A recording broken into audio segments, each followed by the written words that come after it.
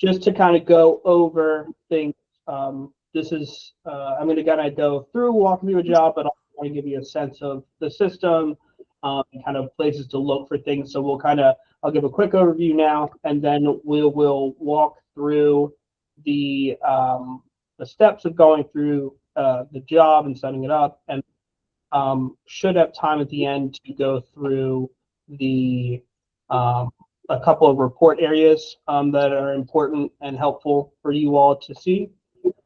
So just give a quick overview.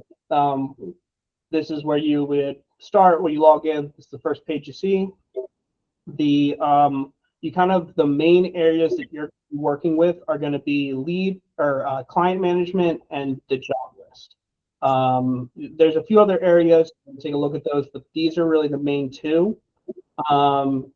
They were they're just made up kind of like a spreadsheet in the way that you can search and you can filter them from the top line. There's not like editing within the cells like a normal spreadsheet, but they work similar in the way that you can search for any certain jobs, or if you're looking for all the ones that have been assigned to you through Meep, you can look up a specific client tag because Meep always uses the waitlist client tag. So you could look up, let's say all of your tags like this, for instance, and it'll bring up any tag you have in your system that's been assigned to you that has that waitlist number and then whatever that number is. So that's if you're looking to look for clients in your system, that's one way you can do it. Obviously, a number of different ways you can do it, including looking up by specific address and that sort of thing. But I did set up a client for us to walk through what you look at. So when you receive a lead from Maria and Nubia, it's going to show up, and this one says State of Maryland. It'll say your agency, but you'll be able to see it. You'll open it up by double clicking it, and you'll get to this screen. So this is where all of the client information is before you start the job. So we'll open the job eventually, but for now we're going to walk through the different sections, kind of let you see what those are. So the contact section is just general information on the client. It'll have their phone number, email if they have that, name, address, all that information. If it's a landlord situation, that information should be in here as well with also their contact. The application section has a little bit more detail. It's going to have, the apply date. It's going to have their certified date, which is important. So what basically the range that they are certified in. So they're by default certified for a year. So, a year after whatever the certified date is, it's going to be expiration, but the expiration is also here. If you have to defer the client, you can select defer here and select the deferral date and the reason all in this section. There's a number of different reasons that you can select for, but this is one place where you would defer the client if necessary. This part is not an area that you have to fill in. This district type is not something we currently require. This Justice 40 will be something that you may run into needing to fill in. If this is not filled in, it will stop you from saving and moving forward. You are just going to select NA for these. This is for a different program, so you do not have to worry about selecting anything yes or no. You just would put NA for them. Client tag is going to be what we put in there to show what programs the client was eligible for. So for you all, you'll most likely see a Meep and then the wait list and then whatever wait list number they are. This agency tag is actually free for you to use. If you wanted to, you can put your own tags in here. If you want to use it, we don't touch it. We leave it for you all. If it works for your workflow, that's fine, but you don't need to use it. It's up to you. This next section is important. This is the, these next two sections are important. So it's kind of it's a little bit hard to see, but these are actually two separate sections. This upper part is your contact attempts. So when you're looking, you received the client's information, you're going to reach out to the client. when you make a outreach to them, a phone call, you send a letter, you stop by their house to say, to meet with them. If that's the case, whatever level you're at with reaching out to the client, you're going to record that here. So you click add new, select your method. So it could be any of these. Let's say phone call for this client. Let's say we called them on the 16th to set up our appointment. All that date necessary. We would go there, and then you make any comments about the conversation, like if you were able to get in touch with them, great. If you weren't, you say received or left message. Let's say we left message for this one. Peter. Yes, hi, I'm sorry, this is Dorothy. I missed the first part of it. So I was recently emailed leads, and how do I search the leads in the system? Have we gotten to that part yet? Yes. So let me, I will pop back. I'm so sorry that I missed the first 8 minutes. No problem, no problem. So over here, so I'm gonna close out, and I'm not gonna save, so we'll just edit that after. So you'll come to its client management. This is where you'll see all of the clients who've been assigned to you. Okay. And I'll let it load because Hancock likes to take its time. Okay. So then basically this works like any spreadsheet that's been filtered. So you can search for a client or filter for a client. So if you have the list, you can look them up by address if you're looking at a specific client. You can also look in your system and use this client tag field. Can be useful if you have clients that aren't all, I mean, for the most part, you all will have waitlisted clients, so you won't really deal with this, but you can use, like, for instance, Meep always uses a waitlist hashtag tag in theirs, so you can search this for all waitlisted clients, and it'll give you everyone in a second. It'll give you everyone who is on your waitlisted clients that you've received. And then on top of that, you'll see, as you can see here, this is all your clients. So it'll be ones who've already finished, ones that are in different statuses.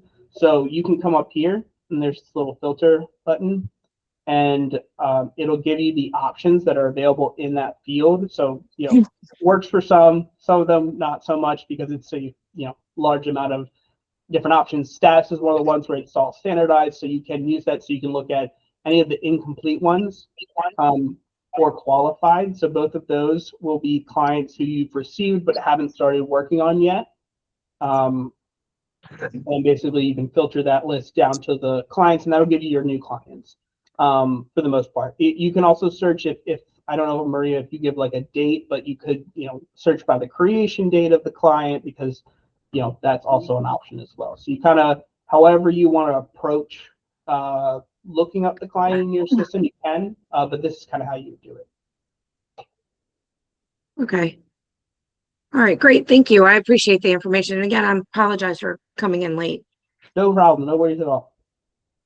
So we're going to go back to our training client, Claudia. Can I say one? I know Claudia had a question. I just want to say also, I know that so Zach's intention was to run through one job, run through a job from beginning to end, all the way to invoicing. And there's a lot of steps. An hour is kind of a short time. So if we can try to reserve some of the questions for the end, if we have time. But I know Claudia had just raised her hand. But I just wanted to make sure we can touch as much areas as we can within this time, within this hour. But I know Claudia had a question. That's fine. I can hold my question.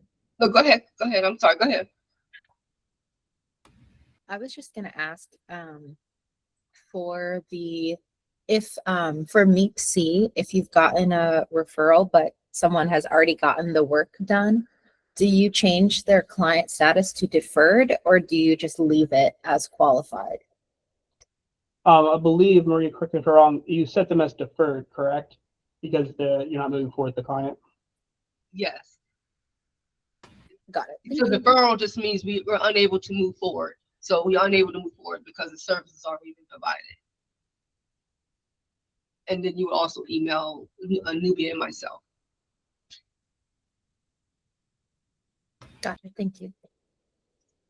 All right. So back to this. So basically, when you're doing any kind of reaching out to the client, you want to make sure that you're logging it here to show that you are making efforts. Say you're not able to contact them. Then eventually you want to be able to show that paper trail of we made attempts to contact them and we're unable to. These are the times, the dates, the comments about what occurred.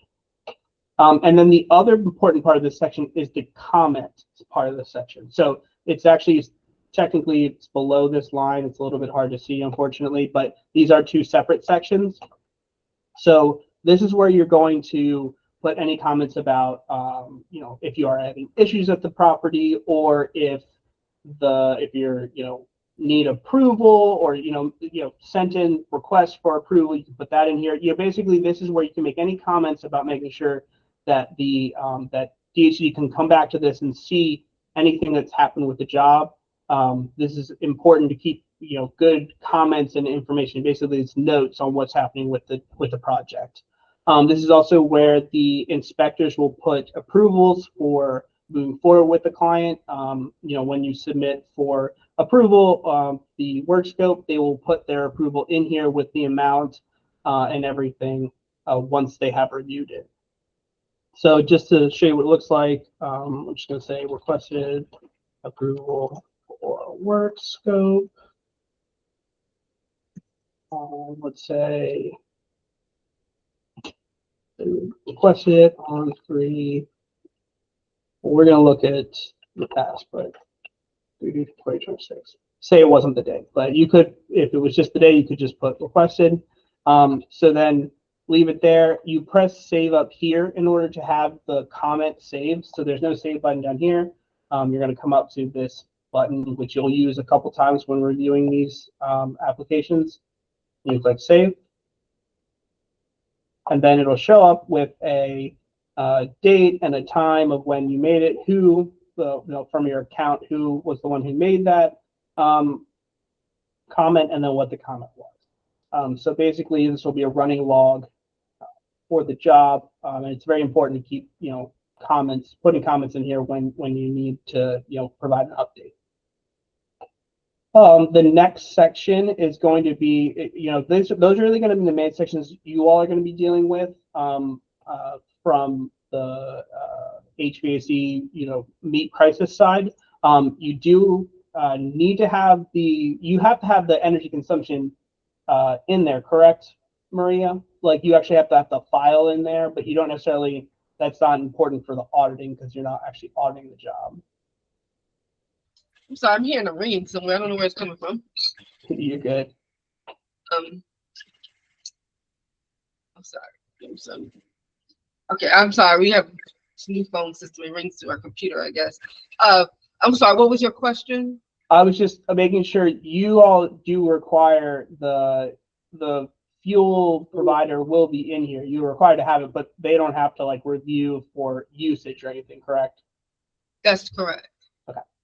So yeah, so if you do, just to give you FYI, this is where your energy consumption will be. This will already be in here when you receive the client. Family is just going to be if there's any family members in the home, who those are, basically including the head of household. Income will most of the time be blank because of how we fill out this form. It could have the income of the client, but most of that information will be in this demographics, which will be, the income and all that information. You won't, really need to check this part because you'll be receiving these directly from Maria and Nubia, so they're already be vetted. But just to give you an FYI of those different sections. And same with this document section. This is just different sections of approval for this. If you have to deny a client, they would show up here. Basically, this is just another place that you can look. And then history is just a history of what's happened on the job. You don't have to really look at that section. So really the main sections you're going to be dealing with in this program are the contact and the application. Really is going to be your main part. With those comments section, that's going to be an important part of just keeping on top of what's happening on the job. Now,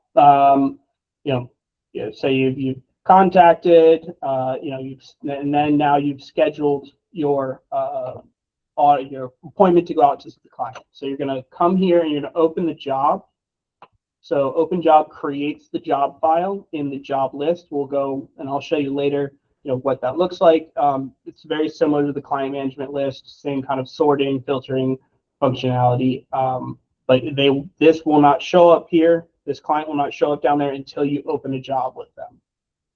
So the first thing it takes to is this audit information, and it automatically sets it to scheduled when you open the job, because that's the first status you can have when you've created a job. So what you're going to do is you're going to fill in who you're having from your team go out.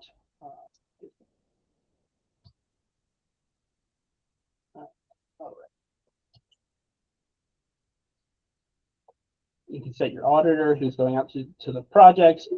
For your job type, this is going to be a crisis, yes, just crisis. You set that as crisis. For your audit, you're going to set that as a other no energy model. That's really important because that's basically how all of the meat jobs are run, because you're not actually going through and doing the audit. So just that's an important thing to include. Assessment date is what your scheduled date is to go out to the home. So let's say it was today. And then if you had a furnace tech go out, this is where you put that information. Coaching date, you do not have to include. That's for a different program. And then if you were to defer the client, you would, after you've already started the job, you would actually select here and defer that client. Nearest weather station, I don't believe you have to fill that part out. We will see on walkthrough, and we'll make sure that's the case, but I believe that is unnecessary because we're not doing the audit. All this information is not going to be necessary because these are audit specific information. And then down here, I do believe you have to put in this information. So this is just your measurement of the home. So we're just going to take this and we're just do a one-story rancher. So let's say that it is a small home. We'll do 30 by 20 with 9-foot walls. Just leave it at that. I'm going to do that. Let's not say it's on two spacing. Only 1 floor. All right. So that's just, and that information you just have to provide, and then that is it for this section. Everything else is not necessary because we are not doing a full audit for this program, so you do not need to include this information. That's why it's important to have this other no energy model. Otherwise, you'll be forced into doing a number of different other parts of it. So you've scheduled. You're going out to see the property. Real quick, I'm going to take a look at these WAP documents. Oh, right, we have to do the audit information first. Apologies. So we'll look at those after we move forward. A little rusty on that. So let's say you're doing the audit, and so we're going to switch this to audited because you've gone out, you've looked at the property, looked at the equipment, you know what needs to be done. So you're going to go in here and you're going to enter in the heating and cooling. Okay, so we must have to enter some audit information. I apologize. Thought we could get away with not having to enter everything. Oh, it didn't say. Apologies. I forgot you have to save this one twice. So important thing, good thing that it came up, is that you do have to, so you're saving this information here, but there is a second save button down here. And you need to make sure, oh yeah, because it doesn't save any of this information. Down, ISIS, assessment days today. Okay, so you get all that information and you want to make sure down here at the bottom you select that save button to save the audit information page. And now we should, I'm going to move it over to audited and save. And then I'm going to open the heating and cooling. Okay. So This is one of the few places that you do actually have to enter in information. So if it's a replacement, you're going to add the existing heating system. So you click that add button, come here. First one's always the existing heating. And then it'll pop up this screen. And this is where you're actually entering the information about the system that you're replacing.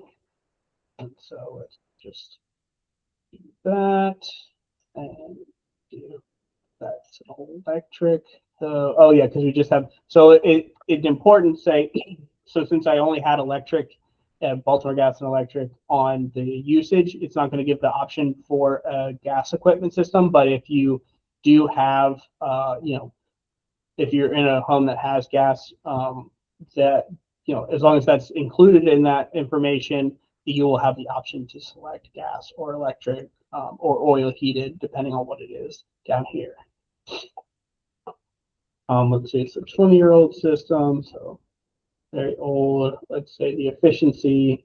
We're dealing with efficiencies where the system's probably not functioning. Let's say this is a low functioning system that we're going to have to replace, but so I'm just going to put it at 10. But you could do 0 because that system is non-functioning at this point. So what you want to do is then you have all that information, and then you want to put in what you're going to replace it with. So you're going to select the plus button there.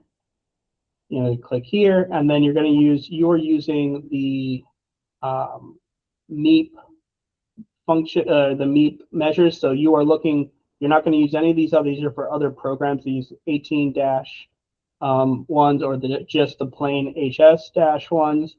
Are for different programs. You are going to be using these MEP-R, MEP-S, and I think that's it, right? Yeah.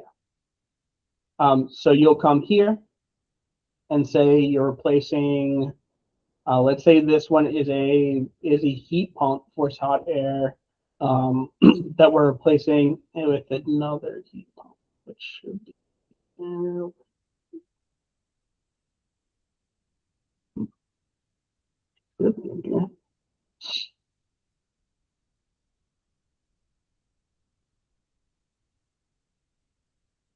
It's weird.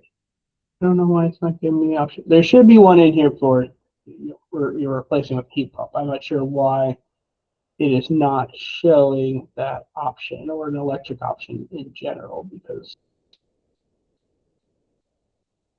we need.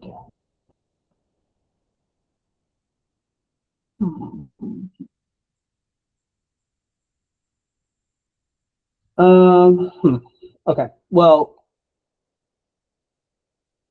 for the matter of this demonstration, let me see if I can get it up here. I think it's going to show up. Anthony had a question. Oh, thank you, Anthony. It's been a while since I've dug into this specific part, so I apologize. You're right. So we are looking at heating systems, and the heat system is going to be for fossil fuels, so that will not show up here. So let's back out because we'll need to.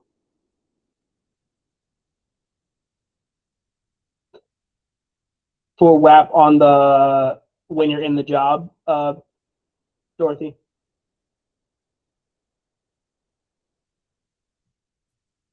Yes, my screen is not showing.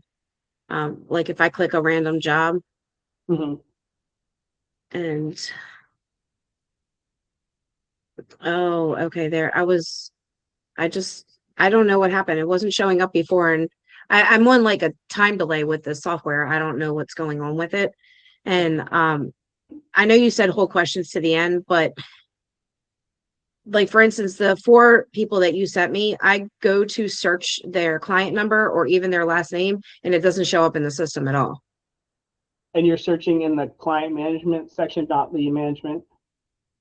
Yeah, the client management is where I'm searching. Hmm. And all 4 clients that you guys gave me are not in the system. Okay, let me see. Can you give me, let's just pull out, we'll just take a quick look to make sure.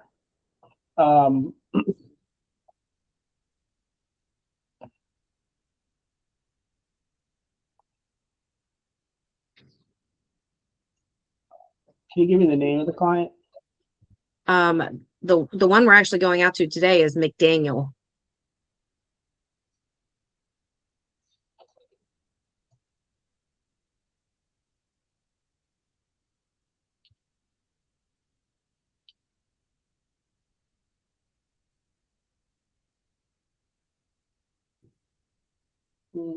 What's the first name? Daniel. Daniel.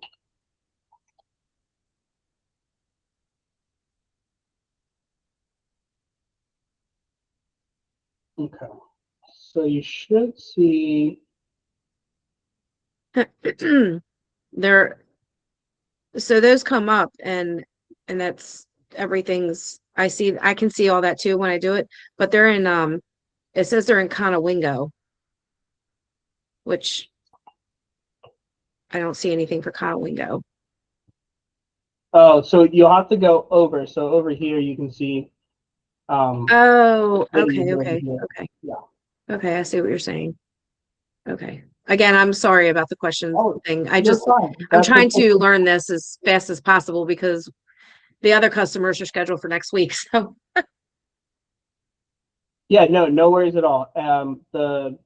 This is what this is for. So no, I'm glad that we cleared that up. So you're good. But yeah, some of these you have to move around. You can. I did forget to mention, and actually this is a good time to mention it. So you can move these around so you're not stuck with the way it's set up. So for instance, right now, I have it set up a certain way, but if you want to have the city or, you're always looking for a specific thing, you can grab that, the column, and then you can just move it over okay, and okay, then I see. drop it. And so, Okay. and it'll save that for you. So next time you log in and you come to this screen, it'll be set up that way. So you can set it up however, works best for what you're doing, what you usually search for. Okay. And then you can also actually add and remove columns if you don't need them. So if you click this little, I guess, let's call it like barrel with 3 lines over here, Okay. it'll bring up Yeah. the column chooser, and you can actually uncheck and check columns if you want to not have one show up because you don't need to use them, that sort of thing. You can do that as Okay. well. Okay, great. Thank you. Yeah, no problem. All right, so I'm going to jump back over. So it's a good time you can see job list. So, job list, like I said, looks very similar to the client list. And as Claudia mentioned in the chat, sometimes you do have to click remove filters. Sometimes I just do that just in case because it does save it from the last time you came in. Like you can see, mine was saved from the last time I was looking at it. So you're going to come over here and you're going to you can just remove, click this button, remove filters, and it'll just clear it all out so you can just start searching from the beginning again. So we're going to look at our job. And so sometimes the job number is the same, sometimes it's different from the client number. So just keep that in mind when you're looking for them. It might be easier to find them with a street name or the actual name of the client. All right, so I'm going to do it correctly this time. We're going to do the heating and cooling system, not the heating system, because that is just for fossil fuels. So we're going to do it existing heating and cooling system. Select heat pump, select electric. Let's say it's a very old 20-year-old system. Let's say it's a 12 SEER and a, let's see, it's 6.7 for that. These are just, obviously you'll be pulling this information off of the actual unit, but I'm just going to be putting in some random numbers here. It'll automatically set these to 100%. This is how you're going to want it unless it's like a multi-system house. Otherwise, you'll be creating multiple systems, so you'll want to make sure that these are, correctly, set up so that if it's 50-50 or 75-25, you have that correctly put into the systems on what they're actually doing as far as heating and cooling. For these purposes, we're going to do 100% for both heating and cooling for this heat pump. It does the whole house. All right, so then we're going to select the measure. So we're replacing it with another heat pump. So there we are. And so let's just say that it's a 36K heat pump. And your prices should show up automatically. But you can put in the price, but it should auto provide the price for you. So let's just say this.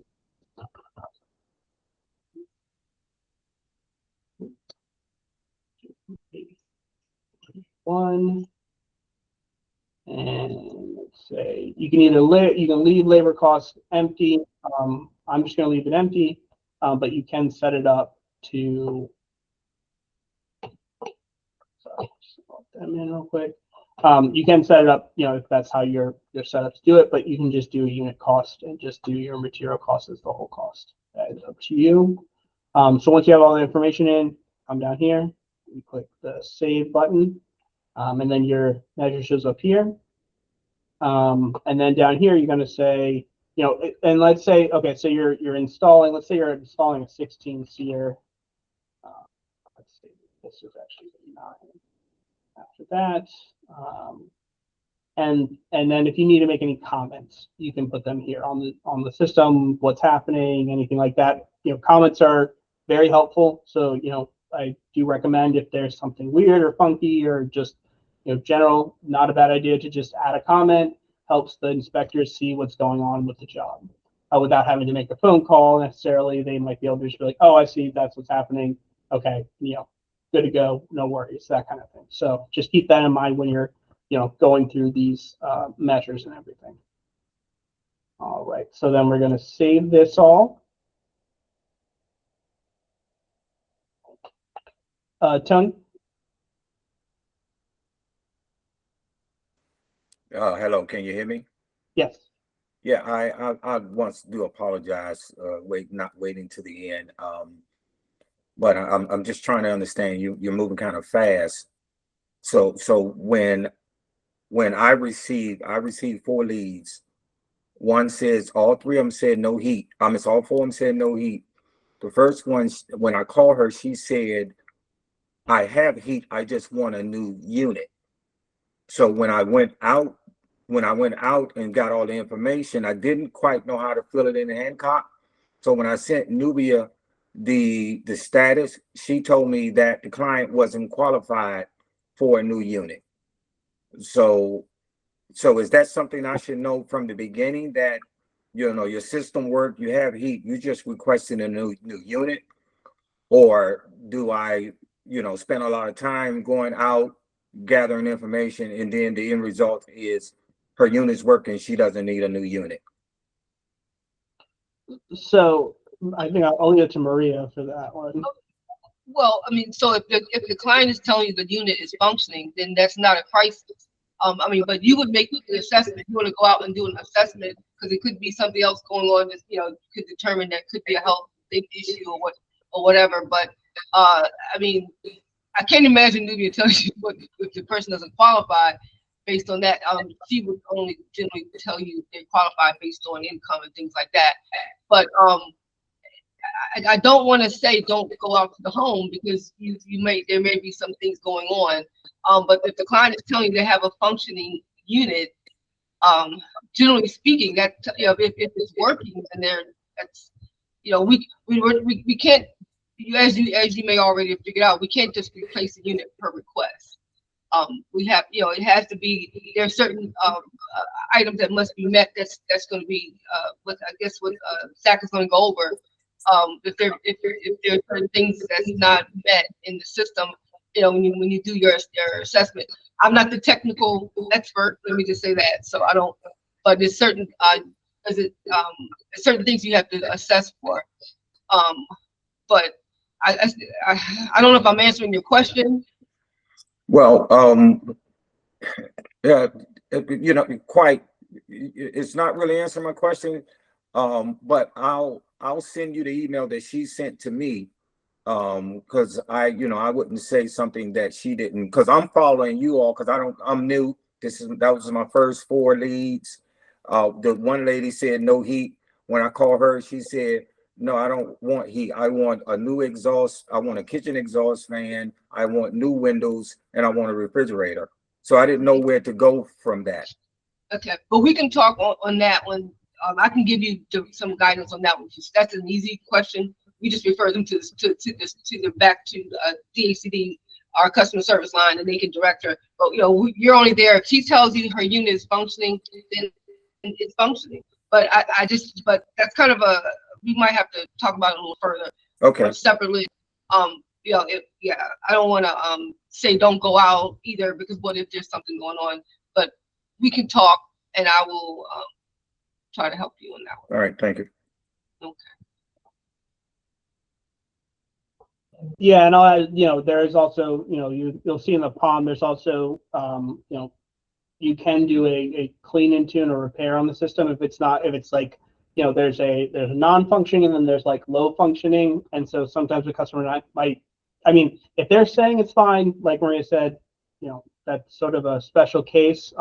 That's not always how it's happening, but it could be that it doesn't require a replacement, it just requires a repair. And so, because it's not functioning enough to meet the needs of the client. So that's just something to keep in mind as well with those. But I'll leave it to Maria because, yeah, that is a special circumstance for that specific client.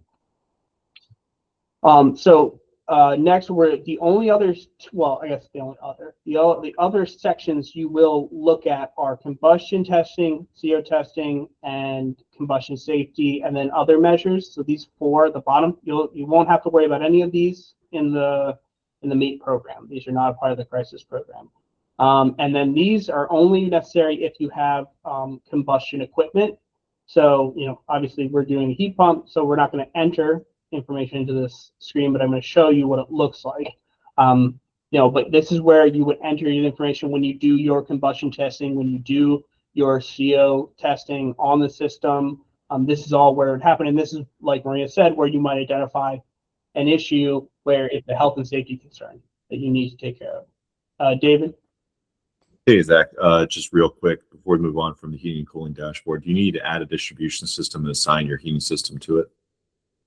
So for this program, you don't have to do that because it doesn't have to have the modeling done. You don't actually have to do that step. You can move forward without it. But usually, yes, you would need to create one of these if you were doing like a full audit. But since we're only doing a replacement of the system, you only have to include the system information for this. Okay, thank you. Just want to make sure we didn't run past that. And yeah, no, I appreciate it. I appreciate it. So for combustion testing, when you're doing combustion testing, this is where you're going to enter all that information that you're getting doing that test. What the equipment was, all the information that you're getting out of it. So this is where you put that information in. When you do your CO testing, same idea. Set that up. You're going to select what you're testing. You're gonna do your pre and post, your ambient. If you're doing the hot water draft, that's what you're gonna do here. So just all that information is going to go in on these screens. So, but as I said, it's only if you're doing a combustion system, and then also combustion safety. This is where you're going to put in your information when you are doing your combustion safety testing for the property.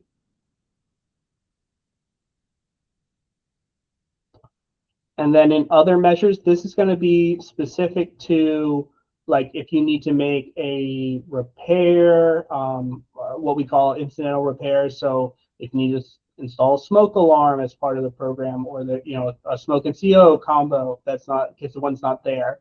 This is where you would put those measures if you have to do,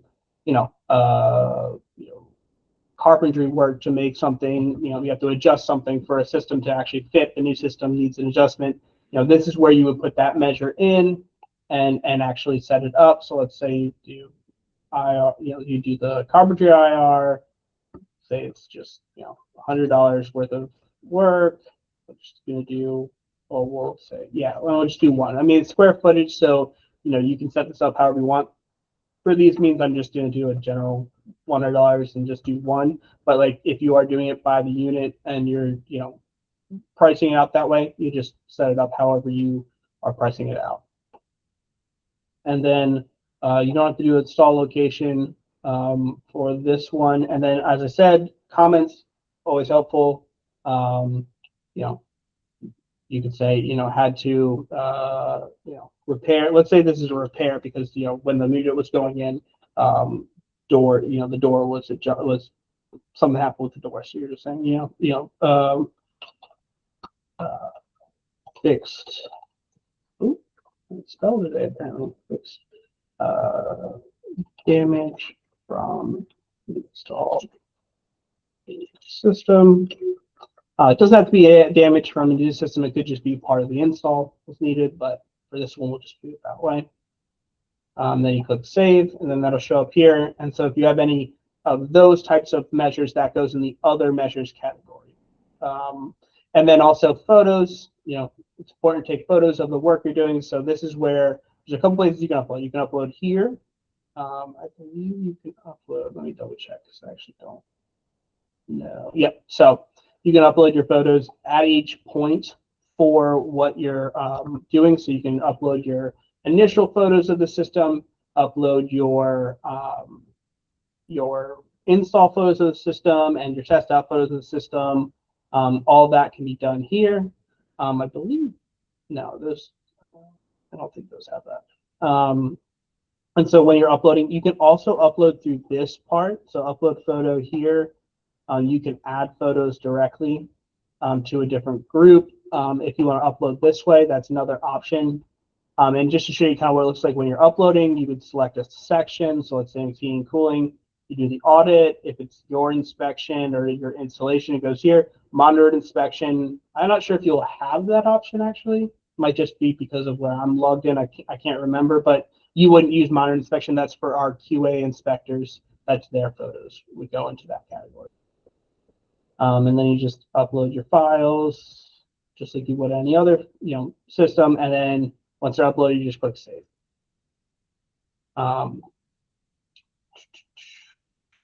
So once you got all your information in here, just to kind of show you, the other area that are going to show up is the selected measures. So this is where you're actually going to apply funding to these jobs.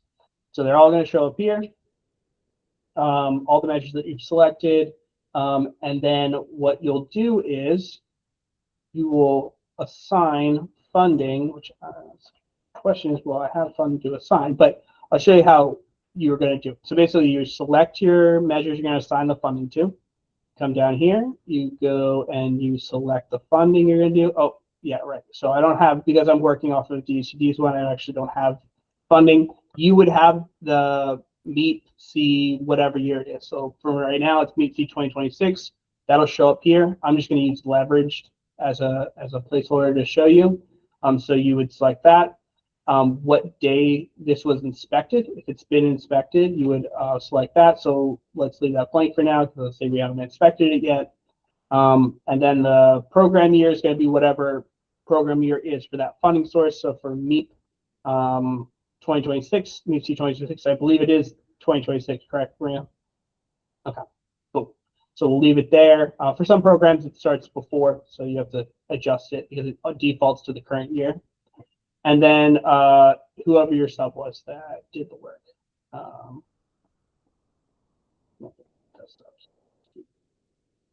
And then set.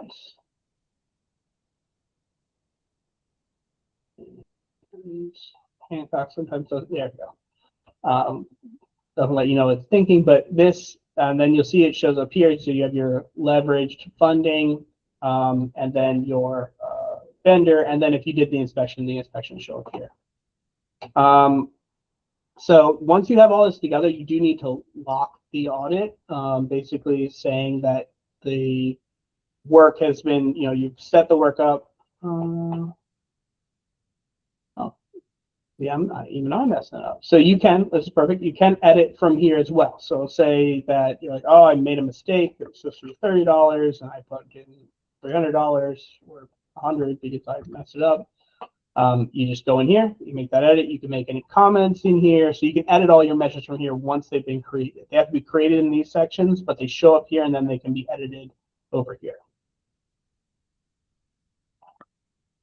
in the selected measures section. All right, so let's block this.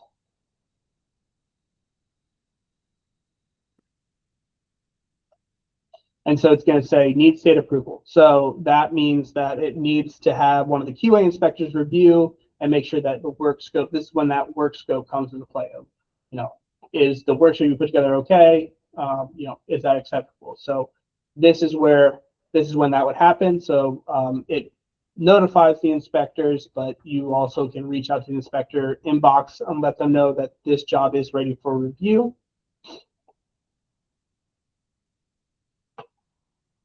And then, before we go and do that, I'll go and set the approval and everything so that we can move forward with it. But to come back to the WAP documents, because I didn't get to look at those earlier, this is where a number of different files that you might need to include as part of the job will need to go. Maria, correct me if I'm wrong, which one of these, because I don't remember off the top of my head, which one of these are required for MEEP specifically? Yeah, that's a topic of conversation that's been going on recently. Oh.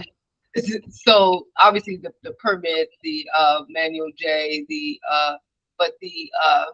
so right now we know the deferral form is it's not required, but it's up for a discussion. I can't see.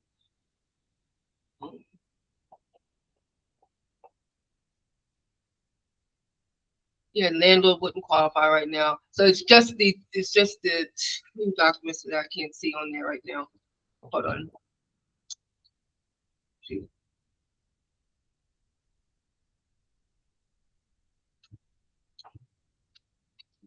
And just for sake of time, you can just choose two, and I can let you know when I pull up the form.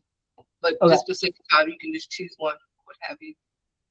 Okay, sounds good. So yeah, so basically, there's documents, you'll know which ones you're required to include. Yeah, like Maria said, it's in the POM, but you would just select those and you'll upload them. Like, if you have the permit for the HVAC system, you would say completed, whatever date, and then if you had a notes, and then you could save, and then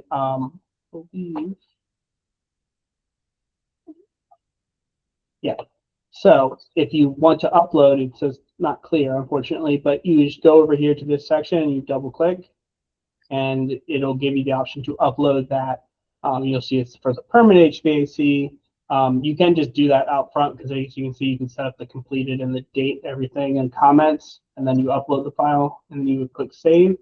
So you do that for any of the ones that you are required to include. That's how you would actually include them. And basically, that's what WAP documents is. It's just any backup documentation that's required for the program. And that is, let's see. So then we'll come back and we'll do the approval. I believe would go. Do the state approval. And can I just say right now, there's no general documents other than the manual J because of the landlord documents and all that's not being done because we're not doing renters right now. So we wouldn't need that. And then they would upload the proof of home ownership. Those are right now the only two documents that we are requiring. Okay. According to the POM. Just a quick question. I noticed in the POM it has the lead renovate right checks. So does that get uploaded I guess before like we send it for a desk review or? So that's something that you would have, right? That's not an actual document that we have. So what I looked at some other files and I saw where agencies are uploading like they run some document numbers or something and then they uploaded their records to prove to support that. I did not see where we have an actual lead document. Yeah, correct. Yeah, you can find it online, the lead pamphlet. So yeah, we bring those out. And I was just wondering if those that signed lead form, we leave the pamphlet behind. If this gets uploaded like at the end of the project before we invoice, or do we kind of upload that up front first before we send this for like a desk review to an inspector. You need it for the desk review. They're not, when they're gonna look, they're gonna be trying to verify all your documents are in place before they approve it. Okay, got it. Thank you.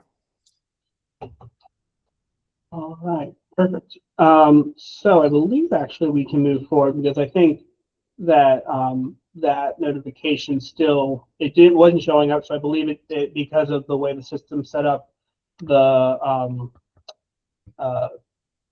you'll still have to wait for this approval, but you're going to wait, and that's why you send the email to the inspector and let them know it's ready for approval, and you're waiting for them to say they approved the job, and then you would be able to move forward with installation of the project. So here, and work ordered.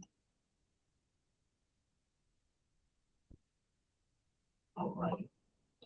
I should be getting the ability to lock the audit down, so I apologize everyone. Because the not getting the option.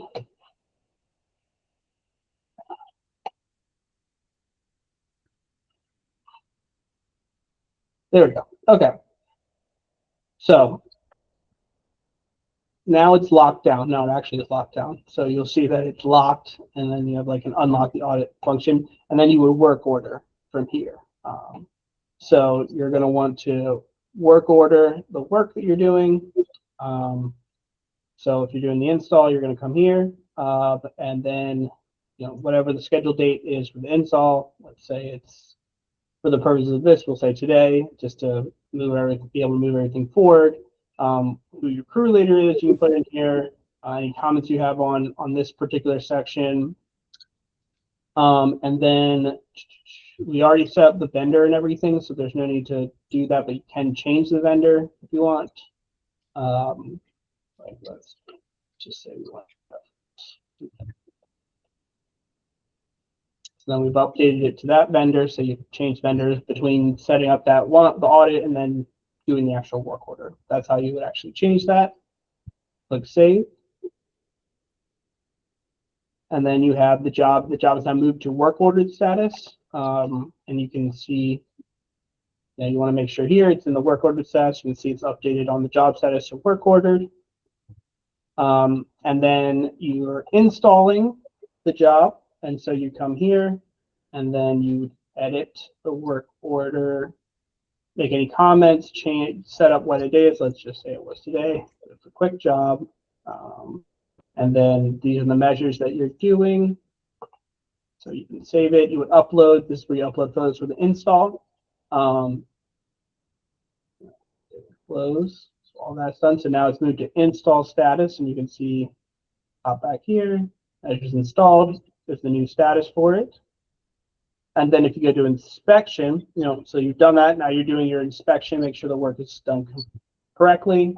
Go to the pencil, open that up, and then you're going to see that you have your, whoever your scheduled inspector is. Let's just say, for the purpose of this, I'm going to put myself, and then whatever date. Reviewed it today. These are the measures. There is a QC form that you can use for doing your QC when you're reviewing the work. So you can pass fail based on using this form and sign off on it. You do have to do you have to have a signed off form, Maria, for the QC for their inspection, or is it just the inspector's QA? Honestly, I don't know the answer to that question. That's when the inspectors, I haven't assessed this part. Okay. But I can find that out.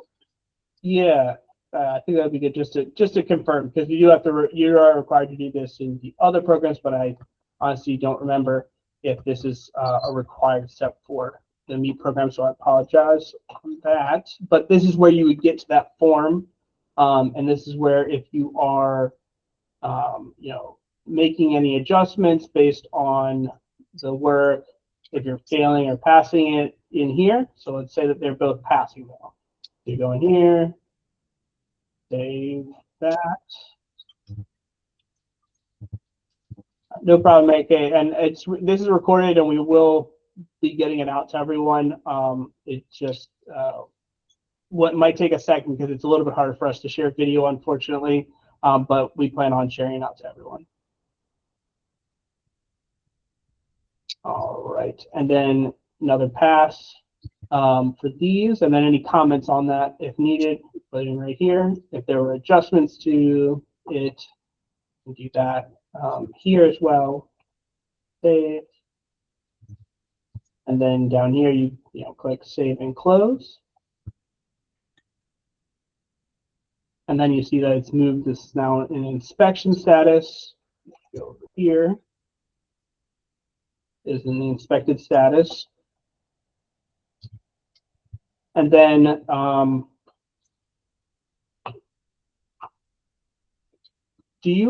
yes, so then you would need to have the inspectors are going to need to, you're going to have to get your monitor inspection done or QA inspection done by one of the inspectors at this point before you can move forward to invoicing.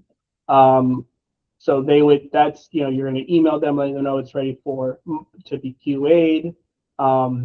You're going to email the inbox for that. I'm going to, we're just going to go right to invoicing, since that is really, other than sending the email, that's really going to be a back and forth with them if there is anything that needs to be adjusted. So we won't get into that here because that's really anything that they're going to be doing in the system. So we'll just move to invoicing from here. That way I can show you that part of it. And we're going to go over a little bit. If anyone needs to jump, we can, like I said, we're recording this, so we will get it out to everyone as well. And those videos online are going to be showing the same sort of thing. So if you do want to re-review them, those will be helpful as well. All right. And can I also add, you want to just list out several questions if you can't get to it. If you can list out several questions, try to, we'll try to make sure we reply. Well, we will reply to them with the information.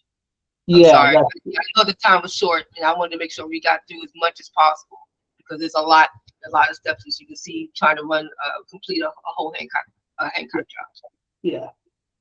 So if you have any questions, you can either email us or put them in the chat, and then we will answer them. And so I know I was moved a little quickly today. I'm just trying to make sure that we can get through everything. All right. So to hop back, basically, say you're done, it's inspected. You had the QA. In this instance, we're saying we've had the QA done and it passed. So you're ready to invoice the job. So we're going to jump here and then go down to invoicing. So the place that you're going to go first is the invoice list. So basically you're going to work in two, or I guess you all, I apologize, you will just be working the invoice list. You will not have to worry about it going to the approval list. That'll be on our side. So if you go to the invoice list, it'll give you the list of all of your invoices specifically. But what you want to do is you'll need to add the current job to an invoice. So you come down here to that plus, select it. It'll pop up this screen. Your agency will be shown here. You will select this. You don't have to worry about selecting the indirect costs. That will automatically apply. What you're going to do is add a job for the direct costs up here in this one. So you're going to add. And then we're going to search for the job. So we are currently looking for leveraged. Here, stop by order. And then if you know the specific job number and that sort of thing, you can do that. But if you just put in this information, it should show up. Not showing up. Let's see. Try to pass it. Oh, right. You can view incomplete jobs. There we go. Okay, so sorry, did that a little quick. So you can search, doesn't show up, but the job is there. You can go to your view incomplete jobs. And here you can see what needs to be done for this job. So I see, oh, okay, this is the job I'm looking for. This is what I want to invoice. Why isn't it showing up in my invoicing? All right, let's see. What is it missing? It's missing lap documents, right? And it's missing photos, right? So, okay, we missed those things. Let's go back. Let's make an update and we'll fix those. So go back. So that's like a quick check you can use if you're, at the end, if you're ready to go. That will always, pop back and let you know. Okay, Tony. So here on this WAP section isn't here when you go into a job.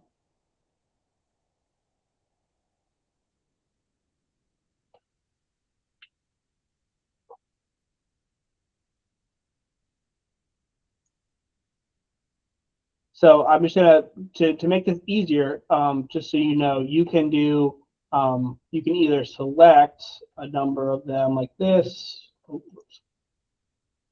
and then you can apply to selected, or you can, if you're like at the beginning, you can just apply all, and then you can fix the one that you applied that you should be completed. That can make it a little bit easier to do. Just in the future.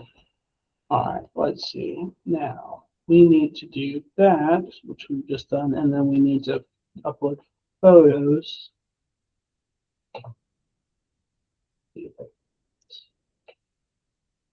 Do heating cooling. Just do an inspection photo.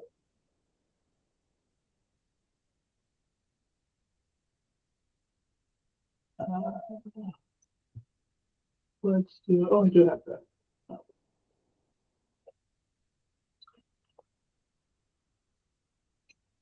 All right, so did that, and might see if I can, instead of having to go through and do every single one.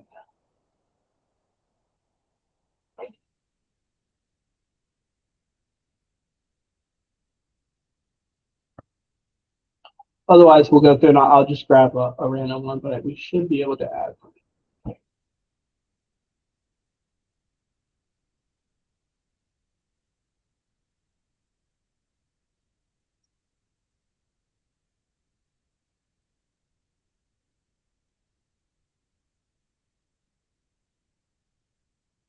There we go. All right, so got it all set up. So this will show up here. So you would then check the box for that one. You click save.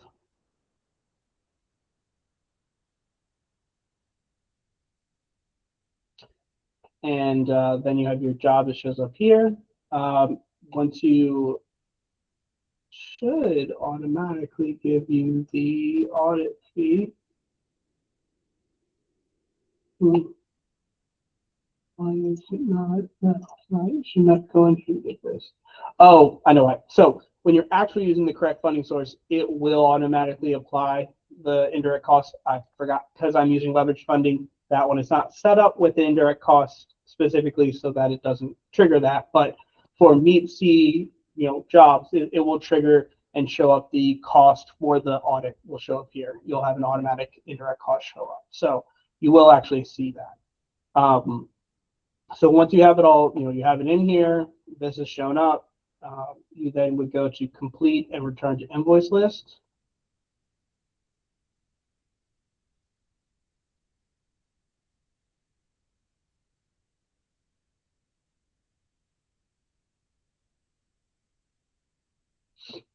And then you'll see here, your job is shown up. So this is our leverage job that we just added. The white only. Hold on. Well, this is the job. For some reason, it's showing us 0. Not sure why that's the case, but maybe it's leverage. I apologize. Leverage makes it a little bit weird because it's meant to be a placeholder, so it doesn't always have all the setup that the other funding sources have. So the costs, you should see a direct cost and indirect cost here and a total job cost.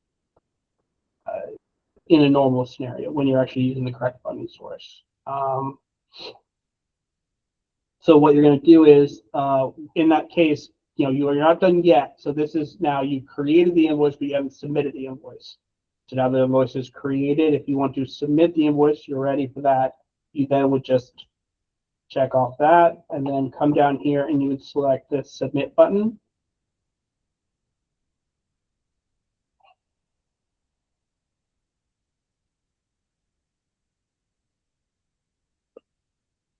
And it'll change from the open status to the submitted status.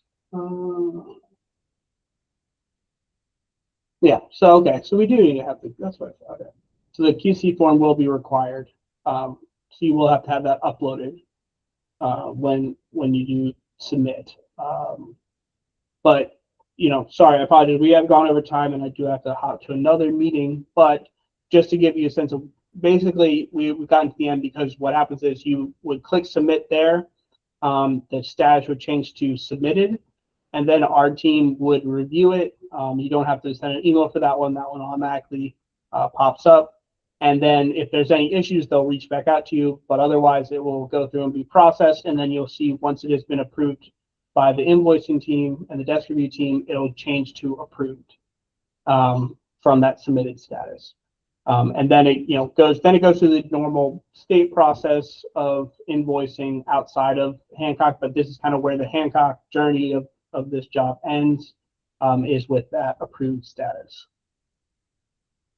And I very much apologize. I do have to hop to another meeting, so I apologize that I can't stick around for questions. But feel free to email Maria and I if you have any questions. Happy to answer them. Thank you for hopping on in. Like I said, I will get this recording together and get it out to you all whatever way we can. So it might take a little bit just because of how the sharing works for DOC, unfortunately. But like I said, using those other resources too, just you can review those. They should be going over the same information that I've got over here. The only difference is I tailored this one a little bit more specifically to me, so it didn't go through some of the auditing steps that one did. And thank you again, Zach, for doing this. Of course. And so as far as the video go, I know also it ultimately is also going to be uploaded to the resource, that resource link, worst case. But yeah, you can direct your question. I know because Zach, he's the senior program manager for the Empower program.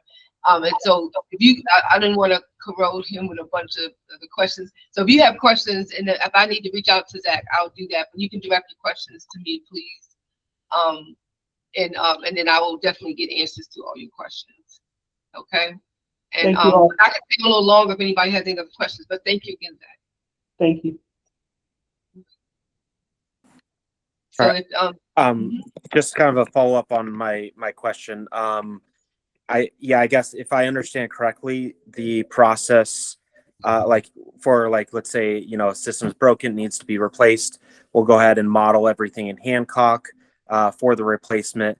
And correct me if I'm wrong, but I think we have to then email like an inspector, the inspector team to review the modeling, to approve it, to say, okay, everything was done correctly. You are now good to replace the system and move forward with this. Is that correct? And are we emailing you or? No, go ahead. I'm sorry. Hello? Yeah. Were you able to hear everything? Yeah, so once you model the job and then you run it through Hancock and you would send out an email to the job reviewers confirming that you sent it, and they'll let you know what the outcome would be. And normally it can take just some time. Right now they are short a staff member, but give them at least a week, and anything beyond much time further that you can let me know. But yes, that's you've listed out the process. Okay, and is that email the dhcd.jobreviews@maryland.gov? Is that the correct one? That is correct. Okay, thank you. Mm-hmm.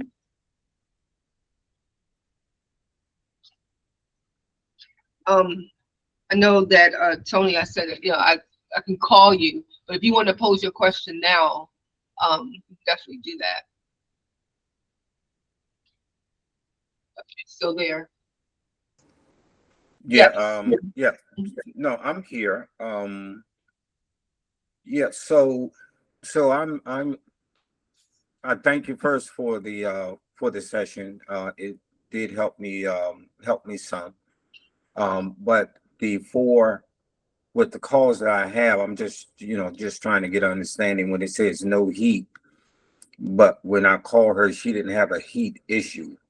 So it seemed like she had a weatherization issue. So that's when I send that to a different department, correct? Yeah, so you can direct them to our client services, and then our client services team, I mean, they're really, really great. So they will follow up with the client. Because when anyone applies to the program, we have to assume, that they're in a crisis and they have a non-functioning unit. The program focuses on non-functioning units. And if they tell us that that's what it is, we have to assume it, and we wait for your communication with the client to determine if that's the case. With me, unfortunately, they can only, pay for the audit, once it's turned into a job. So I understand, you need to call the client, ask them, generate some general questions, and then they're telling you, oh no, my heat is working, I just want these other things. Then we have the weatherization programs that we can aid them in. And so, like I said, I think I've given the number, but I can definitely give the number again. And we have our call center. The call center is great. They will walk the clients through on how to answer their questions and complete an application. And the call center does really great, but our client service here directly, they too will help them. If they need to forward them to weatherization, they'll let them know. They'll take care of it. Okay. Thank you. Uh-huh.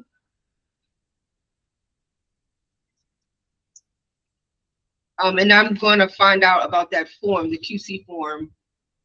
So just, in case you haven't noticed, I'm not really on the technical. I rely on our inspectors. And so Zach is, like I mentioned, he's the senior program manager for Empower. He's been the Hancock person, but I don't want to direct people, to him specifically, again, because he is the Empower rep. But so I will be posing questions to him. But for between today and tomorrow, if you have specific questions, please send it to me. And I'm saying today and tomorrow because after that I'm going to direct to the regular form. But I know he had to do it quick, and I know that there was a lot of areas that some parts we still couldn't do. But I wanted to make sure we can pack as much in that hour as possible. He offered the hour, so I just put with it. So I hope again, it did prove helpful. You see, there's a lot of steps involved. Is there any other questions?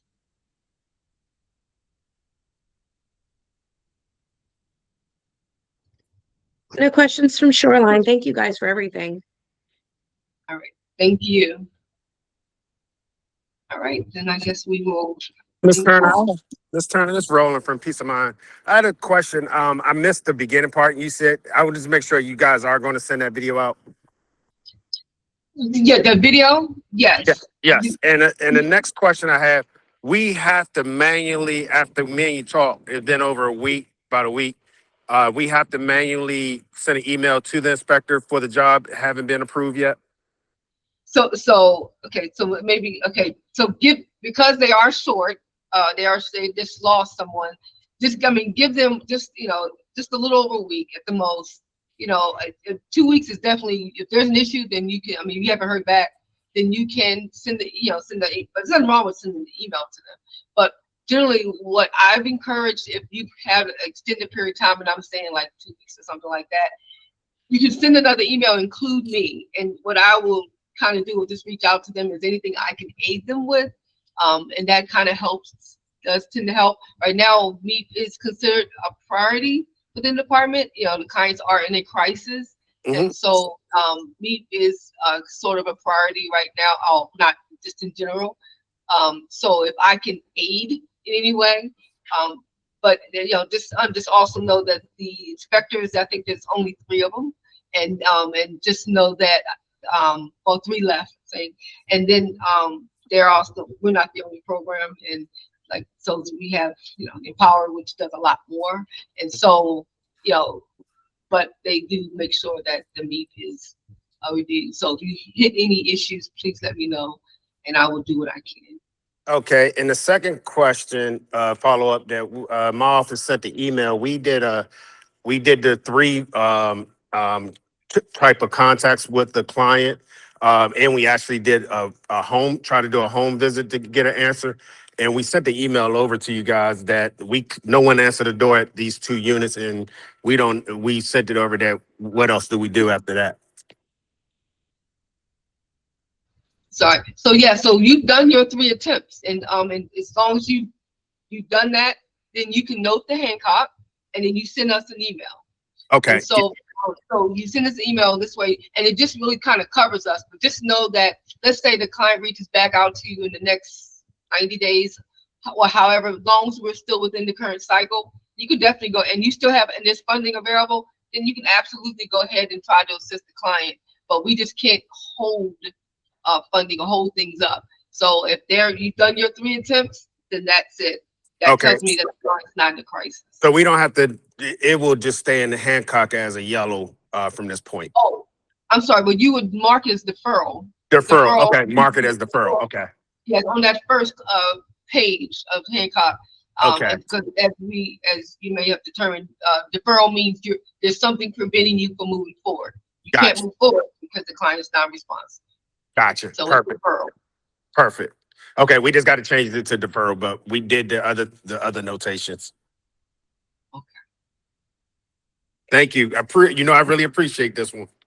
Oh no, absolutely. And I probably should have said this. Oh, by the way, so almost everybody's gone. But I got to get a production call. But I'm going to send emails. I want to do monthly production calls with everyone, and so right now I'm doing it with the agencies we already have. But I'm gonna also send that, and you're also going to get an email on monthly network calls. Once a month we do a network call. We provide information, so you're going to get that too. Perfect. Thank you so much. All right. Thank you. All right. Everyone have a good one, and thank you for joining.